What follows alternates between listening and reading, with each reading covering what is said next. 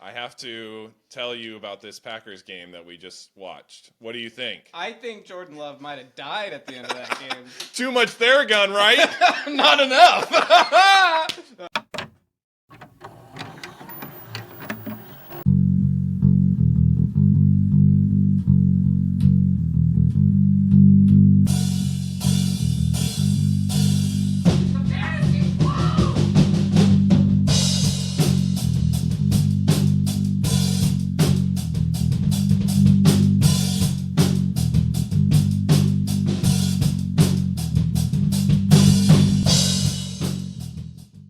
Hey, just wanted to jump in here real quick to remind you all about our partnership with BETSTAMP. If you're ready to take your sports betting to the next level and you want to support our show, we highly recommend signing up for your next sportsbook through the show's Signup Expert link in the description. This will allow you to take advantage of many new user offers available. And don't forget to bet responsibly by tracking all of your bets and getting yourself the best odds through the BETSTAMP app. Back to the show! Andy, what's up? Yo, what's up, big guy?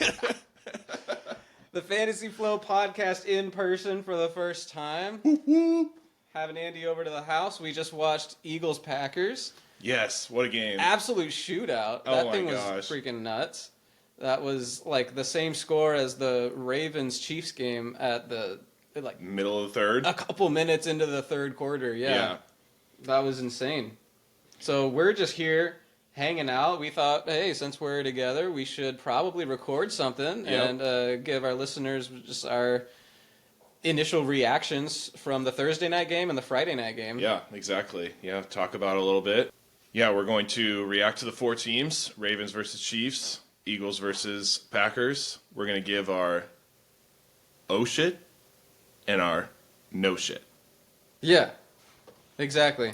Yeah, it's like, oh shit. Like something that we learned from the game. Yes. And then, oh, no shit. Something that we already knew, but was awesome to see. Yeah. For the first time at the start of the season. I say we start with the Eagles-Packers since that's fresh on our brains. Yeah, let's do it. Yeah, I like that idea. What was your surprise for the Eagles side of the ball? Yeah, I'm going to look at my notes here. Great win.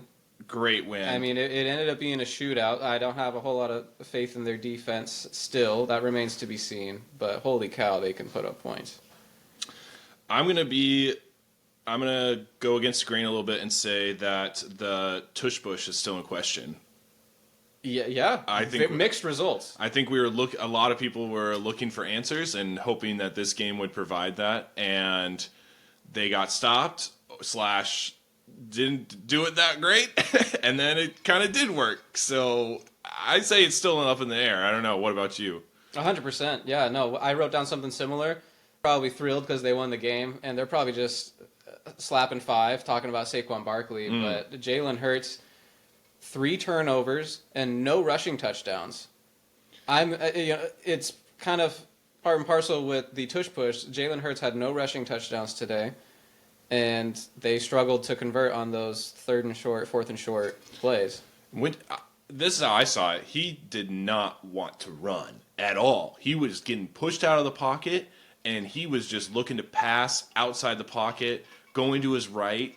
I said to you multiple times in the game, he does not want to go forward. He is running side to side and throwing the ball out of bounds. Yep. That is not what we're used to with Jalen Hurts. I agree. Yeah, it was a game plan shift. And their game plan was, we have Saquon Barkley now, let's use him instead of Jalen Hurts in those situations. And it worked. It worked. For the they team. Got the win? Yeah, they did. For fantasy football, I would be a little concerned about Jalen Hurts. Yeah. Not that he's not good, but he might not be the producer that he has been now that Saquon's there. Yep.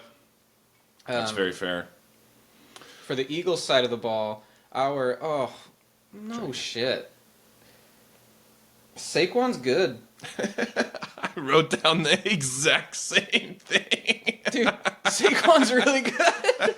He hasn't hit that age cliff. Gosh. You know, we're talking about these other running backs, Derrick Henry and stuff. Like, we'll get to it, but like, Saquon's still, 27 years old? Oh my gosh. He's so good. He's so good. How did the Giants let him go? How did the Giants let this guy walk? Well, Andy, when you have the chance to sign Daniel Jones Oh to a my massive God. extension. You got to do it. Oh, I don't want to hear it, dude. That's gotta so do it. bad.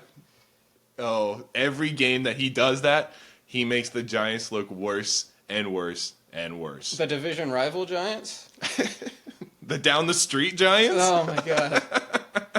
The Giants are it's just a Yikes. I'm sorry. dumb franchise. But that was dumb. That was dumb. Yeah, no, Saquon's really, really good. His numbers, his statistics, his efficiency has always been outstanding, and his offensive line has always been bad. And now you combine his personal efficiency metrics behind a good offensive line. Right. I don't know how he hasn't been being drafted higher in fantasy. It was pretty obvious. Yeah. But everyone was worried about Jalen Hurts. And they were worried about the tush push. Yep. And getting vultured on the goal line by Jalen Hurts, but that was just so not the case. He's so good. Yeah. And what did he score? 3 touchdowns? Yeah, he caught one. That was awesome. That was crazy. That was the coolest play maybe of the both games. I don't know. Yeah. Maybe so. But man, yeah, that was crazy. Okay, what was your oh shit for the Packers? Well, geez, I mean, we're recording this right after the end of the game, so we don't have a lot of information around Jordan Love's injury at the end, but he was already having a bad game, and he was already being theragunned by multiple athletic trainers for Green Bay. That was so funny. I've never experienced anything like that. Not that not that it's off the table, but. Boy, yeah, just watching a man get theragunned by multiple other men is not something I thought I would experience tonight. Way to go, NFL. Way to give us a little comedy in there. And then he injured his lower leg. Like, in all seriousness, it was the area that they were theragunning. Yes. Something.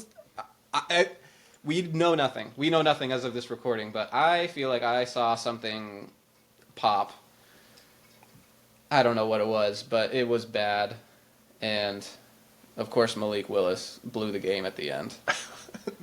Those turf monsters. They were out tonight.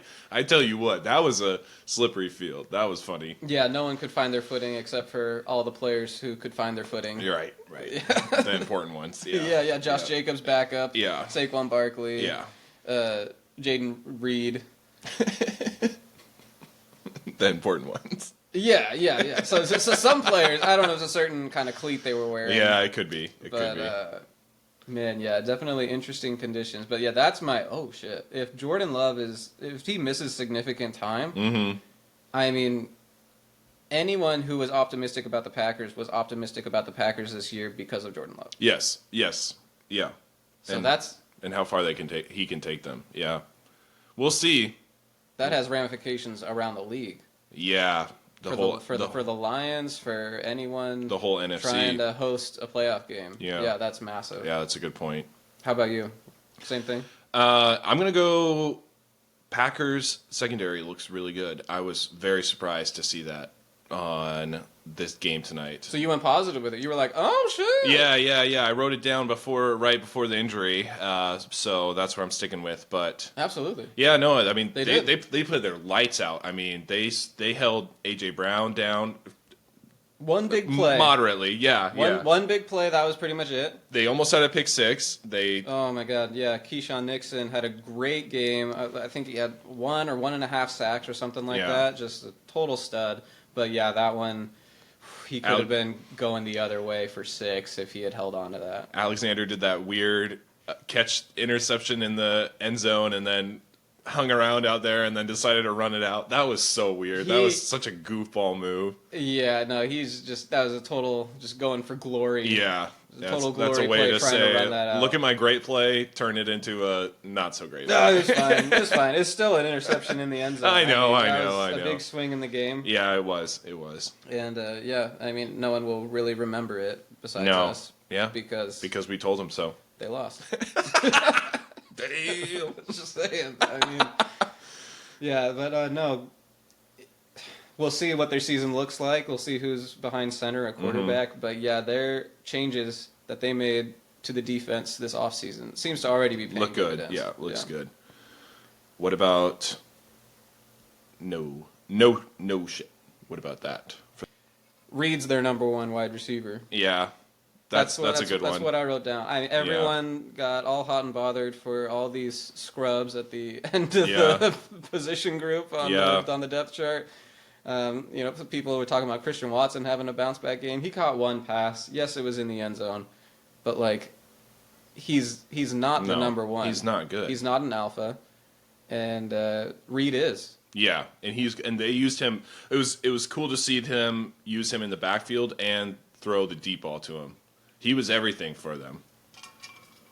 Because Josh Jacobs was getting eaten up by turf monsters. No, he did exactly what Xavier Worthy did yesterday. Yeah. But he's just a more complete wide receiver at this point. Yes. And no one's really talking about him like that. They're talking about him like, oh yeah, he's good, but who else is there? And it's like, no, we need to start respecting what he did. That's fair. At one point, I don't know if this was his final stat line or not, but he had 3 catches for over 100 yards. That's I was crazy. Like, oh my god. Yeah, he had a great stat line game, and I mean, he helped move the ball. It was him and Jordan Love for most of the game. Yeah, it really was. So, and we should have known that.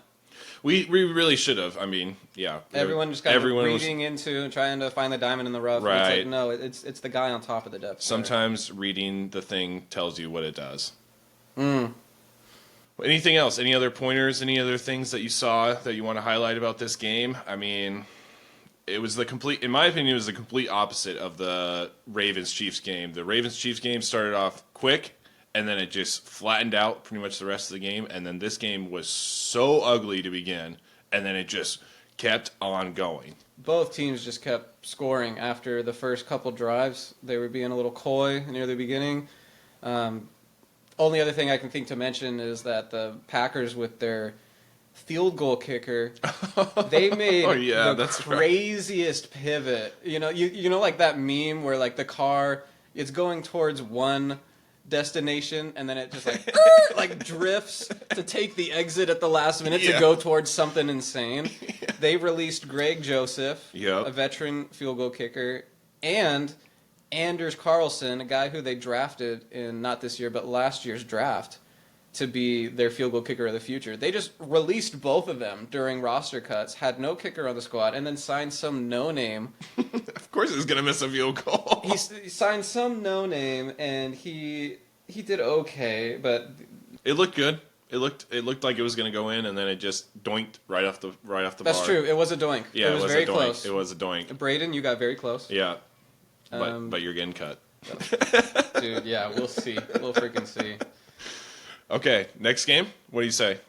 TNF, Thursday Night Football. Man, was that that just felt so good. I don't know about you, but it felt so good to have it going. It was a delayed game, which kind of sucked, but it felt so good to turn on some football. It was a blast, dude. I mean, the NFL knew what they were doing. We have the Chiefs, throw in Lamar Jackson and the Ravens, repeat of the AFC Championship game. Oh, yeah.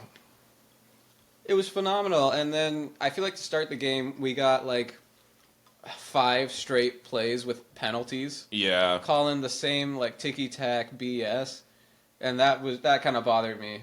But there was some epic highlight plays. Lamar was Lamar. I'll go ahead and start it off with that. Oh my gosh. That was my no shit. Of course. Lamar is the reigning MVP. And he looked like it in the game from start to finish. He was the best player on the field. Yeah, I wrote down pretty much the exact same thing. He is the best player, and he knows it. So he's gonna do everything in his power to show that he is the best player and continue that title of I know I'm the best player and I know it.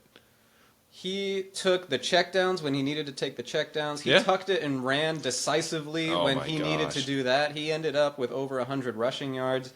And, the game didn't end how you'd want it to end, but I feel like Lamar did pretty much everything you could possibly ask. Yes. You're a toenail away from potentially winning the game with that 2-point conversion at the end. I know I was going nuts when I was watching that. Me and everyone around me watching the TV. Oh, we dude. were like, "Oh, he got it!" And then we saw, John Harbaugh hold up the deuces, Oh, and we're that like, was "Oh, he's crazy. going for 2!" And then the refs were like, "No, actually, the game's over." And we're like, "Oh, okay." I got to watch the last couple minutes of the game with my mom, and she goes, "He's a ball hog." Why does he do that? He's a ball hog. I said exactly what I just said to you. Is he's the best player and he knows it. Of course he's going to hold on to the ball and run. That's so funny. I've never had that thought, but Yeah, it's a basketball term, right? And then no, that's great mom commentary right there. it is. It truly is. I mean, yeah, because you could criticize him for like not being willing to really let those rip because he was taking a lot of checkdowns. Yes, and he was tucking and running a lot. I think most football observers would criticize Rashad Bateman and Nelson Aguilar and the other names for blocking. Well, they're not getting open when they're running routes. I don't know what's going on. And I don't know. To pile on, who else wasn't really getting open? Mark Andrews. Oh my gosh. Where did he go? Was he there at the game? Someone was there. I think somebody with an Andrews last name, caught at least one pass, but it couldn't have been. It must not have been Mark Andrews. That's my shit. Yeah. For the Ravens. Yeah, that's totally fair. Mine is that Derrick Henry looked a lot slower than I thought he was going to look. Yeah. He could not. I get that offensive line is new and there's some rookies on there, but man, he could not get through those gaps as fast, especially as what we just saw with Saquon. Mm-hmm. Understandably so. There's an age difference, there's an age gap, but man, Derrick Henry just looked so slow out there, especially compared to Lamar, when Lamar is just going through those same holes, those same cuts. There's only one Lamar. I know. Yeah. That's true. That's unfair. Derrick Henry, the one real concern that I cannot explain away is the offensive line. It's been changed for the worse over the offseason. Yep. And that's a valid concern. I'm used to watching Derrick Henry be inefficient for most of the game and then wear down the defense, and then in the third or fourth quarter rip off a couple of huge runs because the defense is tired and they fear for their own safety. Yeah. And he breaks off a couple big ones, and then you look at the box score and it's like, oh, he averaged almost 5 yards a carry that game. It's because of that one big breakaway run that sealed the game for his team. Yeah. But that big run never came. No, it never came, and I just don't think they handed the ball off. I mean, that was game script. Yeah, too. Yeah, it was a combination of being down 10 early, which I don't think the Ravens will experience much this season. Yeah, being down by double digits early. True. And it's easy to forget, but like the Chiefs had the best defense in football last year. Yes, they have more than a solid defense. That's a bad name. That's a bad term for that defense. They are a great defense. Yeah, they're studly. They're studly. And so I think it's better days ahead for Derrick Henry, but I am worried about the offensive line. Yep. What about Mark Andrews? Are you concerned moving forward? Oh, 100%. Yeah. Oh, yeah. Without a doubt. Oh, yeah. Isaiah Likely is faster, more agile, just smarter, maybe, better IQ at this point. I mean, to see him flourish was exciting and something new to the Ravens because that offense is just stale. So to see Isaiah Likely come out and do what he did, I was happy about it. I enjoyed it. I'm worried about Mark Andrews from fantasy, for production, for blocking. I'm going back to the blocking. Nelson Aguilar missed an easy block, one-on-one block to give them a first down. They went for it on fourth down in their own territory. Missed an easy block for Zay Flowers to get a 3-yard first down. Missed it. Zay Flowers gets tackled. Bateman was he got illegal formation called on him. I mean, remember that. Yeah. No wonder Lamar's a ball hog. He's like, these guys are scrubs. I got like 2 guys I can rely on, and now I got Derrick Henry, and we'll see how that goes. But And they almost won the game. I know. They're a toenail away from I beating know. the reigning champs. I know. We're dogging on them so hard right now, and yet, yes, you're right. They were literally an inch away from winning the game. Yeah.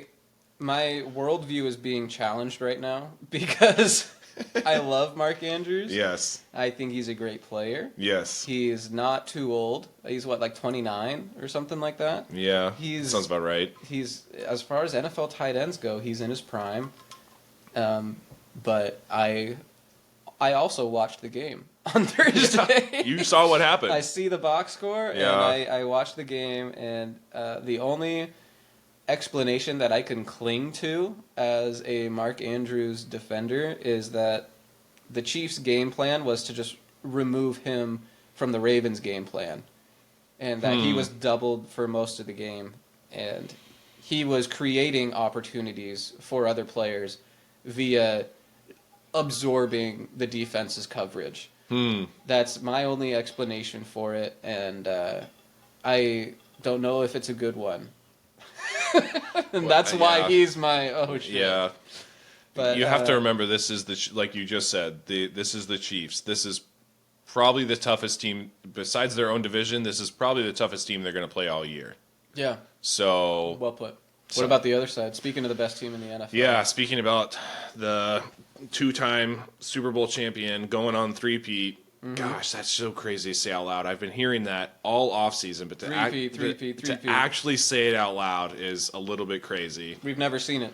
Oh, my gosh. You and I have never seen it. Yeah. What were the Bills thinking? Oh, my gosh. Oh, my gosh. Trading down and allowing the Chiefs to move up and draft Xavier Worthy. We recorded during that moment, and and we gave him a bunch of crap for it. Exactly, and I feel like it's just now coming to light that it's like, oh yeah, that happened, and oh gosh, just what were the Bills thinking doing that? That's not to say that they weren't going to get him a couple picks later anyway, but geez, why would you trade with the Chiefs? Why would anybody pick up the phone whenever they see the Chiefs calling, in my opinion? Like, no way, I'm not helping you out. But Xavier Worthy, super gadget player, super fast. Yeah. Rashee Rice, he knows how to run one route, and Andy Reid's like, do this one thing. You're the best at this one thing on our team. Do that a bunch of times. We'll get you the ball, and that's exactly what happened. Travis Kelce, they almost irrelevant, just like Mark Andrews, but they didn't need him. They wanted to use Mark Andrews, but they couldn't. They wanted to use Travis Kelce, but they didn't have to. Right. Patrick Mahomes didn't have to put on the Superman cape. Right. To put points on the board. Right. They had multiple players doing their thing, and to keep us on track with the theme, I agree with you. Xavier Worthy is my right. He's like the fastest player in the history of the NFL Combine. Yeah. And he takes an end around to the house on the first time he ever touches a ball in the NFL. And the Bills, there's a lot of pressure on them, and they might not realize it right now. Like, I don't think the Bills are actually thinking about this as they're preparing for their game on Sunday. But I think the national conversation is going to turn real quick, especially if the wide receiver that they did take, Keon Coleman, if he doesn't produce soon and Xavier Worthy can repeat a couple of these performances. Right. Total egg on the face of the Bills and the general management. Yeah. Just that whole strategy to let Stephon Diggs go. And then the, you said that they didn't need Travis Kelce, but with the age, and I think he had one drop in the game at a pretty crucial time, everyone's going to be worried. I'm not saying I'm worried, but I'm saying everyone who was worried this offseason, they're looking kind of smart after Thursday's game. What do you think? I don't know if I agree with that. He didn't play week 1 last year against Detroit, and we were all saying the same thing that we're saying right now about, has he hit that age cliff? Is he, what's going on with him? Is he going to be injury prone? And then he finishes as the number 2 tight end in fantasy. So he still had a fantastic year. I don't take too much stock into that, but what I do take stock in is my my oh shit is they like Noah Gray a lot. They like his up-and-coming replacement a lot. Interesting. Yeah, they gave him a new contract. Like a 3-year deal. What, like the day before or the morning of the game? Yeah. Yeah, that's interesting. I was surprised to have that happen that have Noah Gray. His name has been in that locker room for a couple years now, and he played out his rookie deal. Yeah, pretty much. Yeah. And I was surprised that they kept him along, and then got a new contract, and then they also fed him the ball. Not a lot. Do you remember what he finished with? Well, it was probably similar to Travis Kelce. It was somewhat similar, but in years past, he was never involved. He was just out there as decoy or a blocking, adding to it. So the fact that he actually was getting targeted on purpose, I was like, oh, they kind of like this guy. And then in the commentary, they're saying he got a new contract. I was like, okay, I'm actually pretty surprised by that. Both had 3 catches. One had 37 yards. One had 34 yards. So pretty much the exact same stat line. But yeah, I mean, I'm excited to see. I mean, this Kansas City team just got better from last year, and last year was probably Patrick Mahomes' worst Kansas City team, Chiefs team that he's been on, and they won the Super Bowl. So the fact that they're better. And Steve Spagnuolo is probably the best defensive coordinator in the league. Yep. And Andy Reid is arguably the best head coach in the league. They have the best quarterback in the league. I mean... Yeah. For those people out there who thought, idiots like me, who thought that there might be a Super Bowl hangover after winning 2 in a row, there wasn't. They just beat one of the most competitive teams in their conference. Yeah. And there's no signs of slowing down. Yeah, and now they have that home victory for when they play the Ravens again. Yeah, the tiebreaker. The tiebreaker, yeah. We're talking about seeding. Yeah, and seeding, by the way, they didn't even have Hollywood Brown. Oh, my gosh. The biggest they don't need free him. agent addition this offseason for them. They don't need him. He's going to come back, and he's just going to soak up more of those targets and be another dangerous weapon for Mahomes. It was cool to see Rashee Rice, though. Personally, I mean, I know he's got a bunch of felony charges against him, but it couldn't have happened to a better guy. Yeah, I mean, we're all rooting for him. Yeah, it was.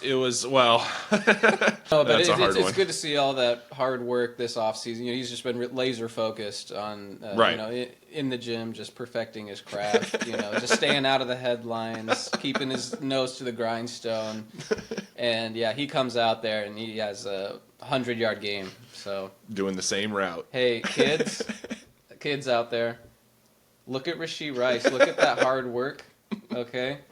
Well, anything else? What else? Any other reactions? Any other thoughts moving forward? Do you want to see what those teams are playing week 2? Sure. Okay. Chiefs are playing the Bengals. Wow, where at? In Arrowhead, back-to-back. They get back-to-back home games. Arrowhead. Ooh, Burrowhead? I don't know. Arrowhead? We'll see about T. Higgins. Oh man. We'll see about Jamar Chase. Jeez. We'll see. That could easily be a blowout. I don't know how good Cincy's defense is, but I could if Chiefs by 18. Next. Yeah. Okay. Good. I agree. Ravens are playing the Raiders in Baltimore. Ravens by 20. Yeah. Next. Okay. Eagles, they're playing the Falcons on Monday Night Football in Philadelphia. Battle of the Birds. Well, that's interesting. That's going to be a fun one. Yeah, coming all the way back from Brazil with a win. High off a dub. That's kind of a trap game, honestly. Yeah, I would agree. You come home, you're riding high. Yep. And we'll see what the Falcons It's do in this Philly, week. though. That's I know. Yeah. That's what makes it a trap game. Rowdy place. Yeah, that's true. And then the Packers are playing the Colts in Lambeau. Wow, okay. Yeah, that'll be interesting. I have no idea what's we have to see with Jordan Love. Yeah. Yeah, there's no way to predict that right now. Oh my goodness. All right. Well, yeah, we're looking forward to the rest of the games on Sunday. Yeah, good to see you, buddy. Yeah, you too. Yeah. Quick update to the listeners. Programming alert. We're going to be making an episode every Tuesday. Yes, every Tuesday. Yeah. Every Tuesday we're going to record, and that'll be uploaded on Tuesday or Wednesday, depending on how I feel. Yeah, we'll just be reacting to the weekend's games. The week, yeah. Yeah, kind of giving our thoughts, projecting forward. We're not going to do like a whole preview of the upcoming week. I think it's going to be mostly retroactive commentary. Yeah. And kind of... Some guillotine news. Absolutely. Yeah, we're going to be talking fantasy. We're going to be talking about our leagues. Yeah. And yeah, we hope to have you along for the ride. Yeah. Well, it's been a blast. Thank you, everybody. See ya. Thanks a ton for making it to the end of the episode. You're a real one. Don't forget to like and subscribe. That's a free, easy way to support the show, and it really helps us out. And leave us your comments down below if you're on YouTube, or send in your questions at thefantasyflowpodcast@gmail.com. Until next time.